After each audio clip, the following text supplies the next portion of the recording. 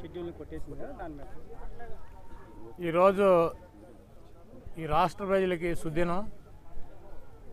ఈ రాష్ట్ర ప్రజల యొక్క ఆరోగ్యాన్ని, ఈ రాష్ట్ర ప్రజల యొక్క భవిష్యత్తుని పణంగా పెట్టాలి. 10 మందిని చంపైన ఈ రాష్ట్రంలో ఉన్నటువంటి ప్రజలకి కోవిడ్ని దేశంలోని అత్యున్నత స్థాయిలో అంటించైనా ఈ ప్రభుత్వం విఫలమైంది. ఈ ప్రభుత్వం కోవిడ్ వ్యాక్సిన్ వేయటంలో కూడా ఇబ్బందికరమైనటువంటి పరిస్థితులు సృష్టించింది. కాబట్టి ఈ ప్రభుత్వాన్ని ఒక అప్రతిష్ట పాలు చేయాలని చెప్పి నిమ్మగడ్డ రమేష్ అనేటువంటి ఒక సెకండ్ని అడ్డం పెట్టుకుని చంద్రబాబు నాయుడు ఈ రాష్ట్రంలో ఉన్నటువంటి వైఎస్ఆర్ కాంగ్రెస్ పార్టీ ప్రభుత్వాన్ని ఇబ్బంది పెట్టాలి, అన్పాపులర్ చేయాలని చెప్పి నిమ్మగడ్డ రమేష్ అనేటువంటి శకున్ని ఒక సెకండ్ని తీసుకొచ్చి అడ్డం పెట్టాడు. కుక్కగాటికి చెప్పు దెబ్బ అని చెప్పి ఈ రాష్ట్ర హైకోర్టు నిమ్మగడ్డ రమేష్కి చాలా స్పష్టంగా చెప్పింది. ప్రభుత్వం నీ దగ్గరికి వచ్చి ముఖ్య కార్యదర్శి కానీ, ఆరోగ్య కార్యదర్శి కానీ, పంచాయతీ కార్యదర్శి కానీ ప్రధానమంత్రి గారు వీడియో కాన్ఫరెన్స్ ఉందని నీకు చెప్పారు. 4 రోజుల తర్వాత మళ్ళీ మాట్లాడి చర్చించుకుందాం అని చెప్పారు.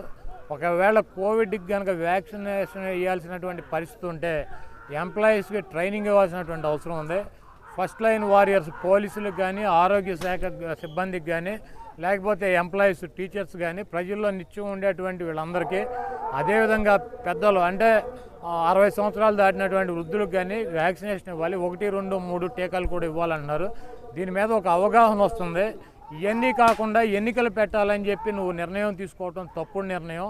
ప్రజల రాజ్యాంగ వ్యవస్థలో ఉన్నటువంటి వ్యక్తులు ప్రజల ఆరోగ్యం, ప్రజల సంక్షేమం చూడాలి కానీ ఇటువంటి పట్టింపులు, ఇటువంటి ఎన్నికలు పెట్టాలని చెప్పి నిర్ణయం తీసుకోవడం కరెక్ట్ కాదని చెప్పి కుక్కగాటికి చెప్పు దెబ్బలాగా నిమ్మగడ్డ రమేష్కి కోర్టు తెలపడం జరిగింది. ఎన్నికల షెడ్యూల్ని కొట్టేయడం జరిగింది. రాజ్యాంగ వ్యవస్థలో ఉన్నాం కాబట్టి మనం ఏ నిర్ణయం తీసుకుంటున్నా కూడా చెల్లుతుంది. మన రాజకీయ ప్రయోజనాల కోసం చంద్రబాబు నాయుడు లాంటి వెధవల కోసం నేను ఒక వెధవలాగా పనిచేస్తాను. నాకు ఉచ్చము నీచము లేదు. ఈ రాష్ట్ర ప్రజలు ఎట్టపోయినా పర్వాలేదు, నేను ముఖ్యం. దున్నపోతులాగా తిరగడం నాకు ముఖ్యం. నా కులం ముఖ్యం. నా చంద్రబాబు నాయుడు దగ్గర బూటులు నాకుతాను, చంద్రబాబు నాయుడు చెప్పినవి చేస్తానని చెబితే కోర్టులు కూడా ఉన్నాయి. నువ్వు ఏది చేస్తే అది దొరకదని చెప్పి మేము మొదటి నుంచి చెబుతూ వచ్చాము. ఇప్పటికైనా నిమ్మగడ్డ రమేష్ బుద్ధి తెచ్చుకుని చేసినటువంటి పొరపాట్లకి, ఆ రోజు ఎన్నికలు ఆపడం పొరపాటే, ఈరోజు ఎన్నికలు పెట్టడం పొరపాటే. కాబట్టి ఇప్పటికైనా బుద్ధి తెచ్చుకుని అతను నైతిక బాధ్యత వహించి రిజైన్ చేయాలని చెప్పి నేను డిమాండ్ చేస్తాను. ఎన్నికలు ప్రతిసారి మీరు ఏదైనా సంక్షేమ కార్యక్రమం మొదలుపెట్టినప్పుడు మాత్రమే ఇలాంటి సబ్జెక్టులన్నీ బయటకు వస్తున్నాయి కదా, చంద్రబాబు గారి గురించి చేస్తున్నారని మీరు చెప్పేది. మొన్న మన హోటల్ హయత్తులో చూసాం. సుజనా చౌదరి ఎవడండి? చంద్రబాబు నాయుడు అవసరాల కోసం బీజేపీలో పంపించినటువంటి వ్యక్తి సుజనా చౌదరి. కామినేని శ్రీనివాస్ మొన్నటిదాకా చంద్రబాబు నాయుడు క్యాబినెట్లో మంత్రిగా పనిచేశాడు. ఇతను బీజేపీలో పెట్టినటువంటి వ్యక్తి కామినేని శ్రీనివాస్.